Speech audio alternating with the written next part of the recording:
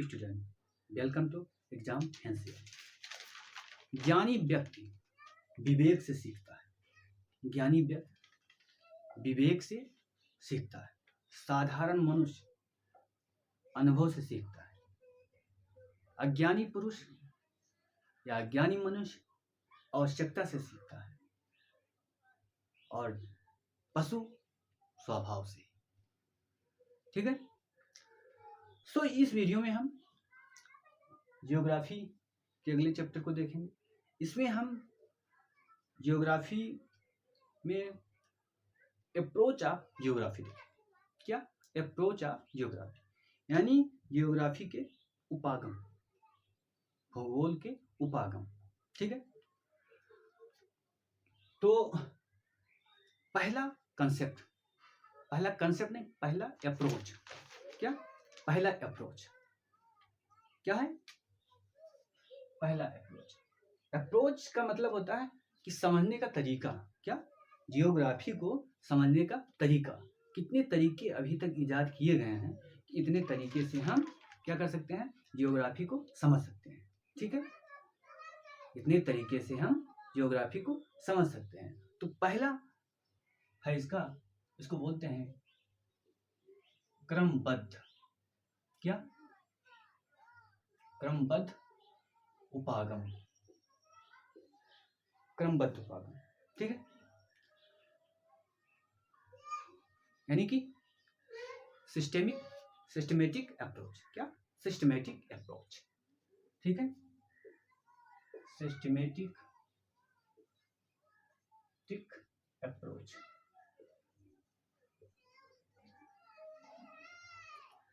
अब systematic approach क्या होता है? क्या? क्रमबद्ध अप्रोच क्या होता है उसको हम समझते हैं। क्या है? ये है, मानते हैं इसको हम, क्या? कोई क्षेत्र मानते हैं इसको, कोई क्षेत्र मान लेते हैं। ठीक है। मान लिया हमने ये दक्षिणी एशिया है। क्या है? दक्षिणी एशिया है। ठीक है।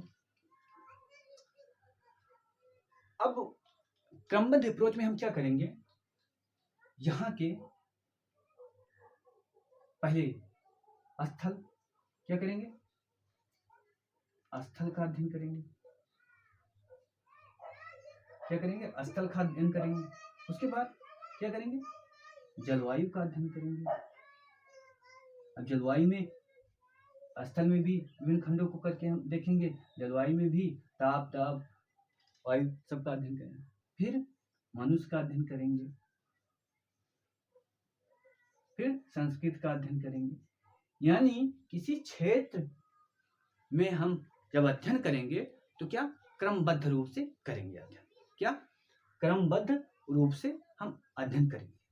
ठीक है। पहले तो स्थल का अध्ययन करेंगे, फिर जलवायु का अध्ययन करेंगे, फिर मनुष्य का अध्ययन करेंगे। यानी कि हमारे अध्ययन में क्या होगी? क्रमबद्धता होगी। क्रमबद्धता होगी। उसे ही बोलेंगे सिस्टमेटिक अप्रोच। सिस्टमेटिक अप्रोच के जो प्रमुख कह सकते हैं पुरोधा रहे हैं, उनका नाम है अलेक्जेंडर वन हम्बोल्ट। कौन थे? हम्बोल्ट। तो कभी कभी क्वेश्चन आता है कि क्रमबद्ध उपागम से संबंधित थे। ऑप्शन रहेगा रिटर, हम्बोल्ट, ब्लाश या रेडचर। तो आपको बताना होगा कौन है। ये हो गया सिस्टमेटिक अप्रोच। दूसरा जो अप्रोच है उसको कहते हैं प्रादेशिक। क्या? प्रादेशिक उपागम। प्रादेशिक उपागम यानी रीजनल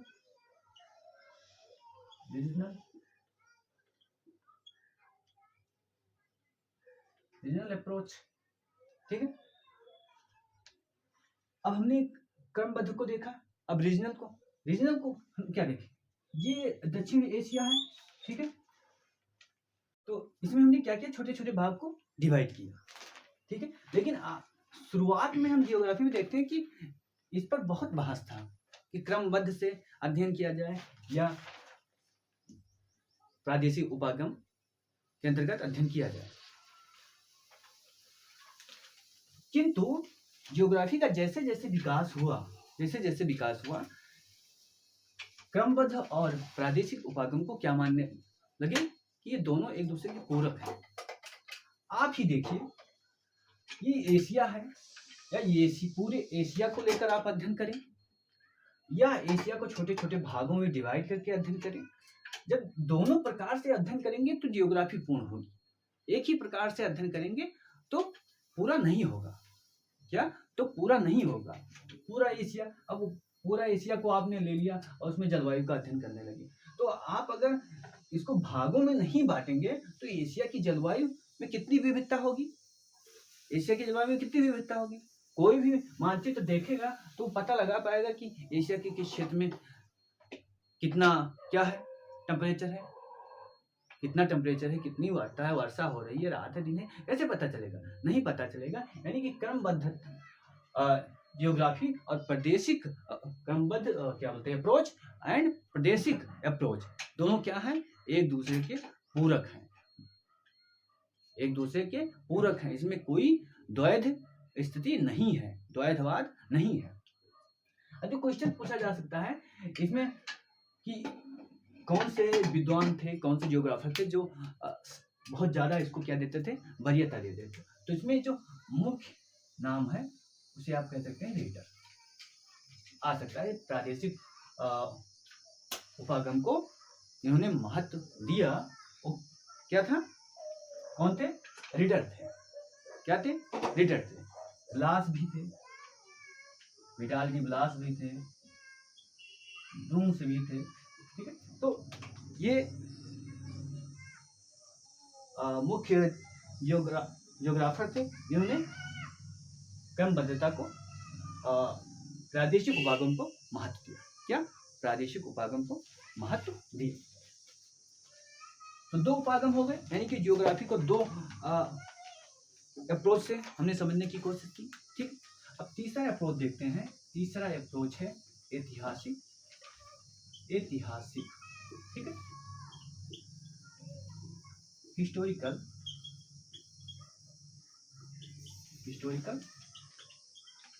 अप्रोच। ठीक है, क्या? Historical approach. अब हिस्टोरिकल अप्रोच को हम कैसे समझते हैं, कैसे जियोग्राफी में इसका विकास हुआ, कैसे विकास हुआ? जैसे अगर किसी पर्वत पहाड़ पठार का अध्ययन करना है तो क्या जैसा इस समय है उसी का अध्ययन कर लेंगे तो पूरा हो जाएगा? पूरा हो जाएगा? नहीं, हमको इसके ऐतिहासिक क्रम को भी देखना होगा कि इसका इतिहास कैसे रहा है, कैसे इसने विकास किया है, तब जाके पर्वत का पूरा क्या अध्ययन हो पाएगा। हम ऐतिहासिक उपागम के द्वारा ही पर्वत का पूरा अध्ययन कर पाएंगे। या उत्पत्ति, क्या? अब इसी की उत्पत्ति का अध्ययन करना हो तो क्या ऐतिहासिक उपागम के बिना इसका अध्ययन कर सकते हैं? नहीं कर सकते हैं। जियोग्राफी का खुद ही अध्ययन किया जाए तो ऐतिहासिक क्रम में बिना अध्ययन किए हम जियोग्राफी को समझ सकते हैं, जान पाएंगे कि कौन था हमबोल्ट का महत्व जियोग्राफी में क्या है, नहीं जान पाएंगे। यानी ऐतिहासिक जो अप्रोच है ये केवल जियोग्राफी में ही नहीं, जितने भी विषय हैं ऐतिहासिक अप्रोच सब में काम आता है, सब में इस अप्रोच से अध्ययन किया जाता है, चाहे हिस्ट्री हो, पॉलिटी हो, कुछ भी हो। ठीक है, प्राचीन मध्य आधुनिक, ये क्या है? ऐतिहासिक उपागम ही है। जियोग्राफी में देखेंगे तो क्लासिकल एज आएगा, न्यू क्लासिकल एज आएगा, ठीक है, रेनेसां एज आएगा। ठीक है, तो यह है ऐतिहासिक। अब ऐतिहासिक चक्र को अगर देखें तो मुख्य रूप से डेविस महोदय कार्य से देखने को मिलता है। डेविस महोदय ने क्या किया? भौगोलिक चक्र की धारणा दी, वहां से हमें देखने को मिलता है कि ऐतिहासिक चक्र का, ऐतिहासिक अप्रोच का अब अगर हम दूसरे व्यक्ति को देखें तो एक है ग्रिफिथ टेलर। ग्रिफिथ टेलर ने भी ऐतिहासिक अप्रोच को अपनाया है। कैसे?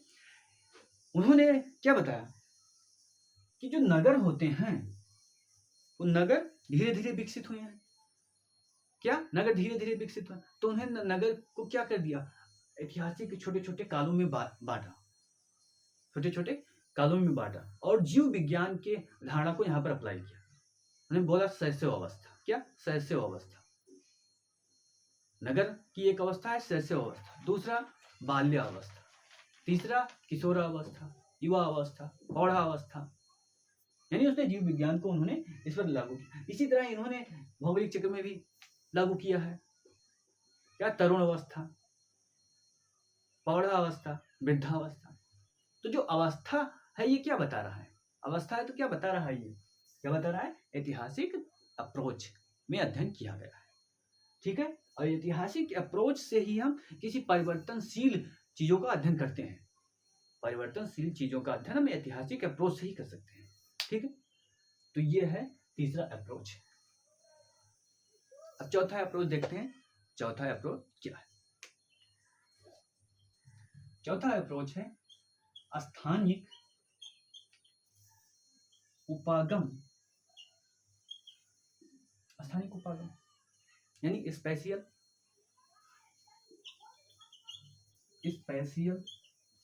अप्रोच। क्या? Spatial approach.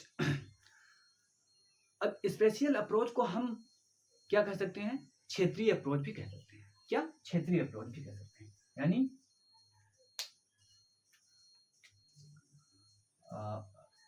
एरियल डिफरेंशिएशन भी कह सकते हैं।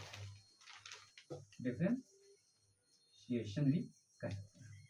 यानी क्षेत्रीय विविधता का अप्रोच या स्थानिक उपागम दोनों लगभग सेम ही है। इसलिए ज्योग्राफी में कहा जाता है कि जियोग्राफी क्या है? Geography is the study of spatial विविधता, डिफरेंस, स्पेशियल डिफरेंस या एरियल डिफरेंस। ठीक है। तो स्थानिक उपागम को हम अप्लाई करेंगे जियोग्राफी में। अब स्थानिक उपागम को क्या बिना अप्लाई किए हुए हम जियोग्राफी का अध्ययन कर सकते हैं? जियोग्राफी अध्ययन ही करता है क्या? विषमताओं का। पृथ्वी के तल पर जो विषमता है उन्हीं का अध्ययन करता है। तो स्थानिक आपको स्थान तो इसमें महत्व देना ही होगा।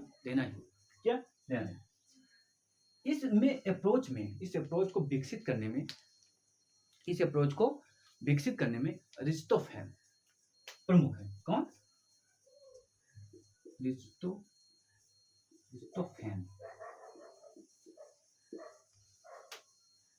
इन्होंने क्या कहा? Geography is the chorological science. क्या? Geography is the chorological science.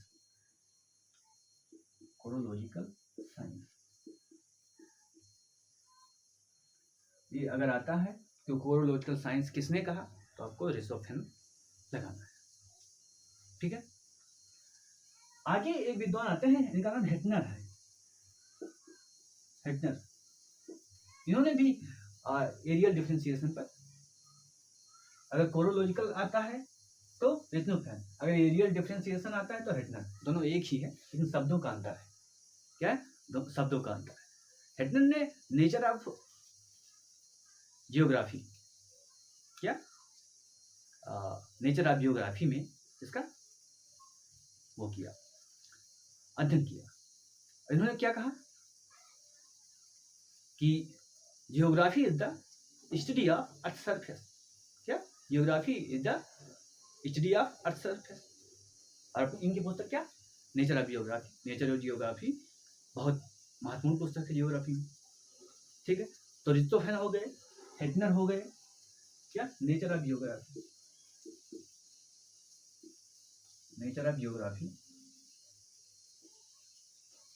इनकी पुस्तक का नाम है। ठीक है। अरिस्टोफेन हो गए और हेटनर हो गए, ब्लास हो गए। ये सभी लोगों ने क्या किया? स्थानिक उपागम को महत्व दिया। क्या? स्थानिक उपागम को महत्व दिया।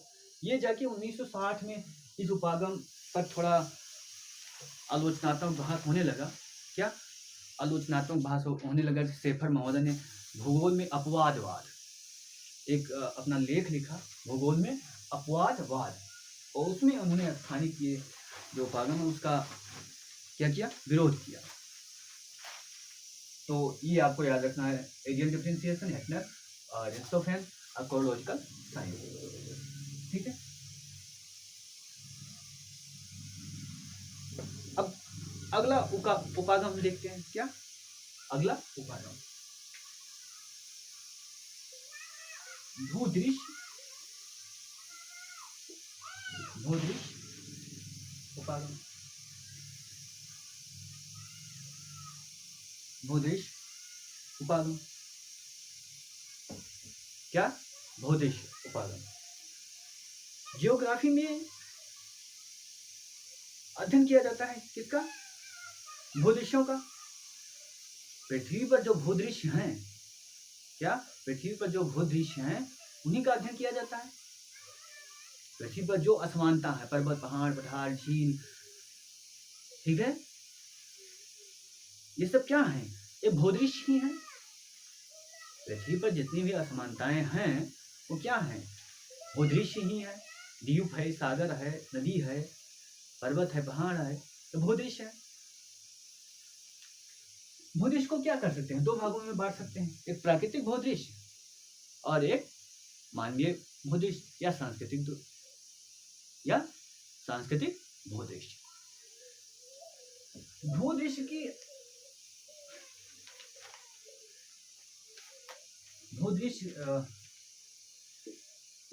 विवेचना कार्ल सावर ने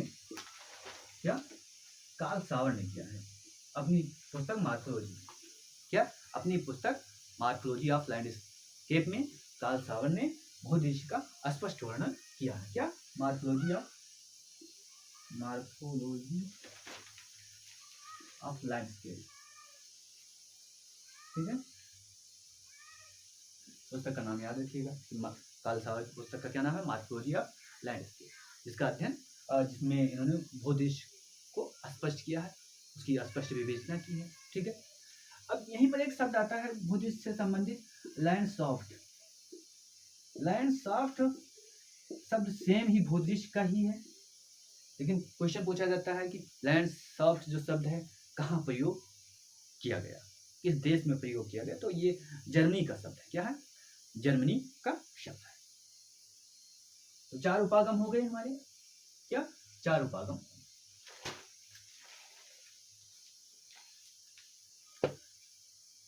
अब देखते हैं अगला उपागम, पारिस्थितिकी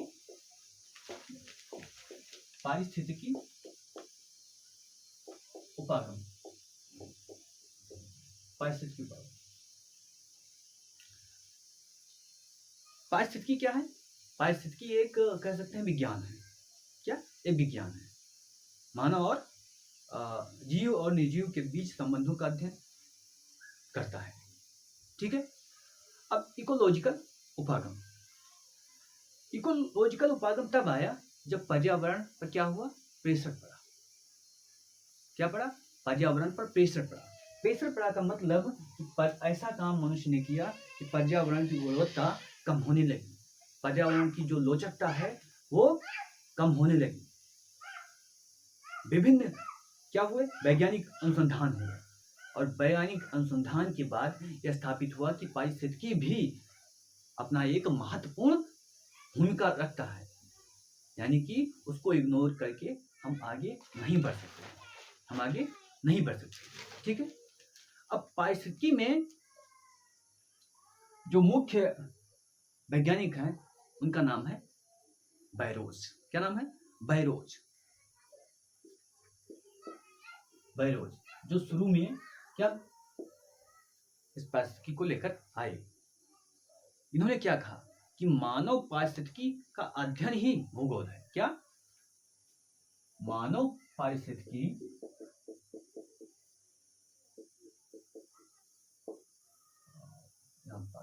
पारिस्थितिकी का अध्ययन ही क्या भूगोल है। The study of human ecology is the geography. इन्होंने मानव परिस्थिति का अध्ययन ही भूगोल स्थापित किया और आगे जाके मानव और पर्यावरण के संबंधों को विभिन्न अनुसंधानों द्वारा, यहाँ तक संयुक्त राष्ट्र संघ, संयुक्त राष्ट्र की संस्थाएं, सभी के द्वारा इसको क्या दिया गया, मान्यता दिया गया और आज इस पर सबसे ज्यादा क्या हो रहा है, कार्य हो रहा है। ठीक है, अब आते हैं अगले पर। इसका नाम है अवस्थिति विश्लेषण। क्या? अवस्थिति विश्लेषण। अवस्थिति विश्लेषण।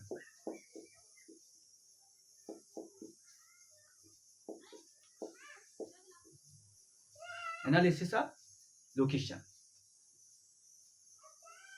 Analysis of location. Analysis of location यानी कि क्या बोलते हैं, अवस्थितिक विश्लेषण का उपागम, इसको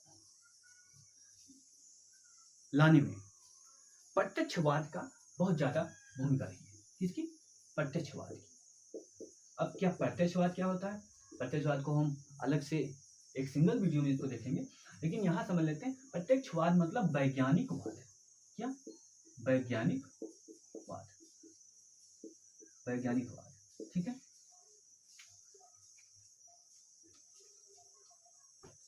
प्रत्यक्षवाद का मतलब वैज्ञानिकवाद। ठीक है, यानी जिसका अनुभव किया जा सकता है। क्या? जिसको हम अनुभव नहीं, जिसको माप सकते हैं, वही मुख्य है।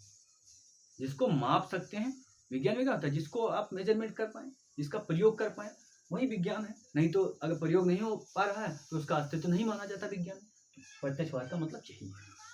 अब प्रत्यक्षवाद आने के बाद क्या हो गया, स्थानों का विश्लेषण होने लगा। स्थानों का विश्लेषण का मतलब कि जियोग्राफी में गणित का प्रयोग होने लगा।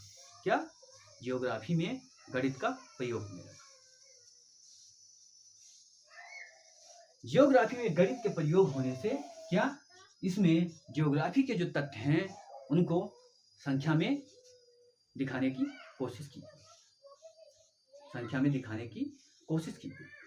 ठीक है, 1962 में बुंगी, जियोग्राफर का नाम है बुंगी, द थ्योरेटिकल जियोग्राफी,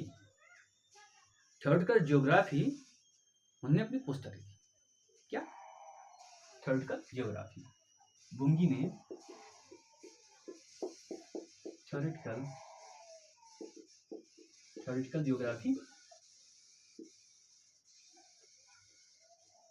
जियोग्राफी की पुस्तक लिखी और इसमें इन्होंने क्या कहा कि geography is the study of location.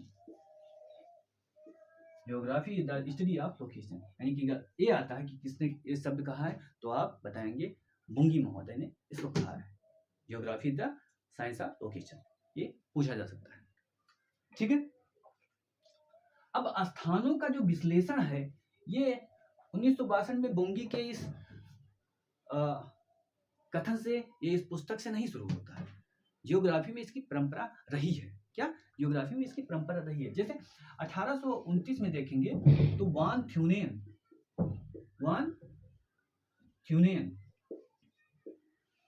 Thünen की कृषि अवस्थिति का सिद्धांत जो है वो क्या है, लोकेशन एनालिसिस पर ही है। क्या है? लोकेशन एनालिसिस पर ही है। आप देखेंगे 1933 में क्या क्रिस्टालर का सिद्धांत आता है। क्या? क्रिस्टालर का सिद्धांत आता है। केंद्र स्थल सिद्धांत। क्या? केंद्र स्थल सिद्धांत, इसको हम अलग से पढ़ेंगे। आप देखेंगे 1965 में इसको और महत्व देते हैं कौन? पीटर हैगट। क्या? पीटर हैगट इसको 1900 में महत्व देते हैं और location analysis in human geography अपनी क्या लिखते हैं, पुस्तक लिखते हैं। Location analysis in human geography,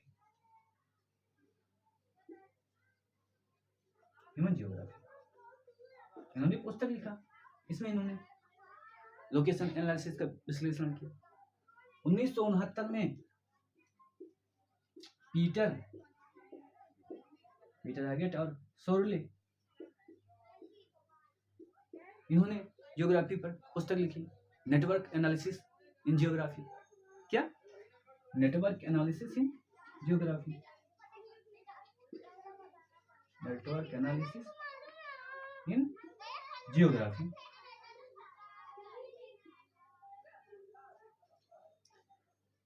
और इन दोनों को ही, पीटर हैगेट और सॉर्ले को ही जियोग्राफी में मॉडल, जब हम पढ़ेंगे, मॉडल के जनक इन्हीं को माना जाता कि मॉडल का विकास पीटर हैगेट और सॉर्ले ने की थी।